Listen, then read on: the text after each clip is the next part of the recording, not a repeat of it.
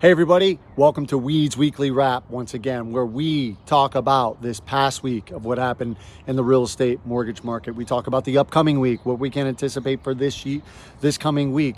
We have some random thoughts. We're going to talk about, pockets.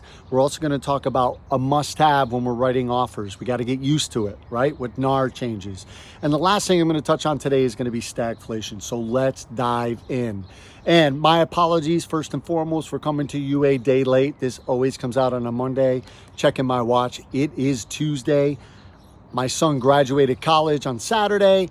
Kevin was overserved on Saturday evening. Sunday was a waste. So here I am. I'm running a day late. So my apologies to you. Will not happen again. Well, until I travel next. But anyway, that's my reasoning. So, hey, my apologies. So let's dive right in. So what did we see this past week? And can you believe that it was 7 weeks, literally right around 7 weeks ago, when all the rhetoric from the Fed, traders, economists, was that inflation was getting under control. It seemed to be headed in the right direction. The Fed was talking about still having 3 rate cuts for the remainder of this year. They were still on target. Dot plots looked good. Everybody still felt warm and fuzzy. They maybe bumped out a rate cut happening right now until the next Fed fund meeting. But we were still on pace for 3. And amazing how 7 weeks has changed. And the big culprit is inflation. It is going nowhere fast. Inflation, as we talked about, it's no longer sticky. It is persistent. And it continues to be persistent. And to be honest with you, the Fed has no idea what to do about it, because they have a growing sector from a jobs. GDP is good. But the thing that's lagging is just inflation continues to be a problem. And let's be honest, the elephant in the room is the federal government, who has added trillions of dollars to our federal deficit since the pandemic. And we'll dive into more of that here in a little bit. So given the fact that inflation isn't going anywhere, the big question is it time to sound the alarms? Is it time to panic, knowing that now, in my opinion, for the rest of 2024, we are going to be dealing with interest rates in the 7% to 8% range for some.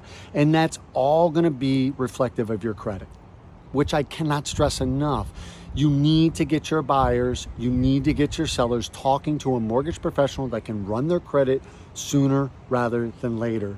In case there's anything that needs to be addressed, they can do it now. They're not waiting till the last minute, because that's going to be a drastic difference in their interest rate. But do I think it's time to sound the alarms? I don't.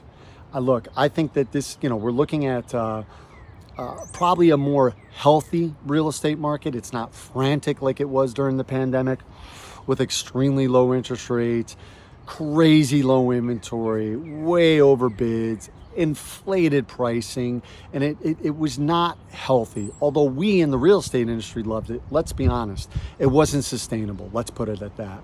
However, I am in the camp. This year is not going to be better than last year. With interest rates now in the 7 to 8% range, the fact that the Fed is not going to be able to cut, in my opinion, probably this year, maybe 1 in them, if they're lucky, maybe 2. But I think we're going to have to get used to this reality that this year is just not going to be as good as last year. I don't think it's going to be horrible. I think we're going to miss it by very slight numbers. But I think 2024 is going to be a little bit worse. And we just need to get used to the fact that the interest rates are going to be 7, 8%. We need to be talking to our clients about affordability. We talked about that being the term of the year for 2024, and it's going to reign supreme as the term of the year. And we just need to be more educated as we're talking with all the changes with NAR and everything to our clients. So I don't think it's anything where we're going to fall off a cliff. Is it time to panic? I don't think so. It's just going to be more of a stable environment, and you're going to have to work really hard. So let's talk about this week. And here comes May. Can you believe it already that tomorrow is May the 1st? Just sitting back and looking at it, where the hell did the first 4 months go? It's crazy how fast time flies, right? So here comes May, and what can we expect? We talked about this weeks ago. The first couple weeks of every month are the most significant data points we are going to see. And this week is super heavy with jobs. The first week of the month is always jobs. So we got JOLTS this week, we got ADP numbers this week, and we got non-farm payrolls this week. We are going to get a clear indication if there's been any changes in the job market for the economy. And I'm going to say right now, I don't think that's the case. I think they're going to remain fairly stable. I think we might come in slightly above forecast like we have been. I think there's going to be some adjustments to some prior readings that maybe, change the fact that we did not add as many jobs. But I think overall, the jobs market is going to remain fairly stable here for the next couple months. I do not think we're going to start seeing a pullback in the jobs market, although we hear of layoffs, until the next couple months. I don't think we're going to see that. I think the jobs market is a lagging indicator of where we're at, right? So I think that's basically with May. So that's the first thing that we have coming out this week. The other thing is we have a Fed funds meeting. It started today. They'll come out with their statement tomorrow. And I think what we can expect from the Fed is they're probably going to, for the first time in 2024 at a Fed funds meeting, actually admit that they're uncertain of when they're going to be able to cut rates, that they're going to remain data dependent, but that the data right now is indicating that inflation is sticky, if not persistent. I don't know if they'll use persistent, but I think they're going to indicate that it is an issue. And I think they're going to finally admit that it's something that they have not been able to control. They thought coming out of Q4 of last year in 2023 that all indicators were good, but the recent bounce back has been strong. It's been aggressive in the inflation department, and it appears as if their Fed funds rate increases have had little impact on inflation, and that's a problem. So I think their rhetoric's going to change a little bit, and I think what they're going to say is that for the rest of 2024, we can expect elevated interest rates. I'm not sure how that's going to sit with traders, but I think they're already expecting that language. The other thing that we're going to see this week is consumer confidence, and then we're going to start seeing consumer spending. And I think what's going to happen is consumer confidence and consumer spending are going to fall off a cliff. I know that they've been very resilient up until this point. As a matter of fact, up until this point, I've been wrong in thinking that they would have already decreased. But I think, look, it's the law of economics. We have the highest credit card balances that we've ever had in our history. So clearly, Americans are being pushed under and feeling the effects of inflation by running up credit card debt, trying to sustain that lifestyle with the infusion of the pandemic money. And I think it's going to actually have to rear its head here. And I think that's going to be the first peg to fall. I think we're going to see consumer spending and consumer confidence pull back. And then we're going to see jobs be reflected of that as well. And I think we're going to start seeing all that within the next couple months, right up into the election. I think that's going to be the clear pattern of what's going to happen. So that brings us to basically what random thoughts does Kevin have in his head. So I think the biggest thing right now, that I'm seeing is, and that we need to remind ourselves often, is real estate is not a national business, right? Real estate is hyper local. And sometimes we get away from thinking that, especially our buyers and sellers, because they read national news. Anything you see that comes out from real estate, anything that comes out from NAR, that's national. It's not hyper local. And the thing I'm pointing out is, look, in every real estate cycle I've ever been a part of, and I've been in this industry now over 20 years, on the mortgage side, the real estate side, I've been involved in it at all aspects, flipping, building, all of it. There's always opportunity in every market. And what we're going to have to do now, what the great agents are going to do right now, is they're going to dig in deep, and they're going to go by zip code, if not by neighborhoods, to find the pockets where affordability is great, where there's maybe lower inventory or robust inventory that is pushing prices down, and they're going to find perfect homes with great schools and everything else for their clients. It may not be the exact zip code that they want to, but the fact is they're ready to move. And as we've already said before in real estate, the best time to buy or sell is when you're ready. So it's going to be the agent that's willing to put in the time, the effort, analyzing data, looking at trends, seeing where prices are going, seeing where flips are happening. If you're talking to investors, even if you're not, you need to know this stuff. It's going to be those agents that are willing to spend the time and really dig in to get hyper local and know all the surrounding zip codes. If you're in the luxury market, you know what? You may need to get out of it. If you want to get a little bit busier, you may have to change your ways a little bit and start stepping into the investor market, or start stepping into the $300,000 to $800,000 client. It's just something that you're going to need to do if you want to continue to grow your database and you want to continue to buy and sell homes. I think that's something that we need to be realistic about, because the higher end market seems to be possibly struggling a little bit. The lower side seems to be picking up a little bit depending on zip codes. And it's going to be those agents that dive in, that really do the time, do the homework, and are willing to share that expertise and that knowledge to create opportunities and know where they are at from both a buy and sell standpoint, so they can talk directly to their clients about affordability and how to move them forward and get them off the fence. And then the other thing I think that's a must, right? As we have this NAR settlement that's coming down, we need to start talking about seller concessions in every offer that we make, so that both the buyer and seller are used to the lingo, understand what seller concessions are, understand the dynamics of how it affects both the buyer's agent and the seller's agent. I think that rhetoric needs to start being implemented now. We're already coming into May. This is supposed to come down down the pike in July. It's going to be here before you know it. And unfortunately, as usual, with any time the government gets involved in stuff, it's always last minute. We're never going to know exactly what it is. But if that comes down, I think that rhetoric needs to start happening, needs to start being talked about when you're going to a possible sales meeting, a listing agreement, that you're going to sit down and you're going to talk to them about the possibility of what seller concessions are, how you don't necessarily have to offer them in today's market, how an offer can come in and what that means to the overall price that you're going to list your house at. And then on the buy side, right, educating your client about what that means.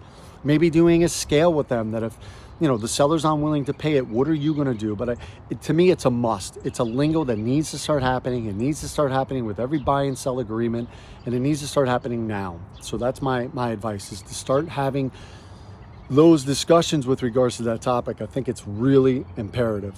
And then the last thing I wanted to touch on is I wanted to touch on stagflation. And a lot of people are uncertain what stagflation is. But essentially, stagflation is a combination of three negative. It is slower economic growth, it's higher unemployment, and it's higher prices. And right now, we do not have all three. But I have a fear that stagflation is going to be the only out, or the quasi soft landing for the Fed. I think what's going to happen here in the next, as we come up into the election and then through the election cycle, which to me is, late August, October, and then obviously November until the election happens, I think we're going to have stagflation. I think we're going to see the economy slow down. I think GDP is going to start to slow down. I think we're going to see more layoffs. I think you're going to see a lot of businesses alter the way that they're going to be hiring and laying off, simply because consumer confidence and consumer spending, as I talked about a little bit previously, is going to fall off a cliff. I think it is going to drastically change. There's no way credit card debt can continue to expand at the rate it has. And just the fact of the matter that the middle class economy does not have the capital requirement to keep up with the pace of inflation right now.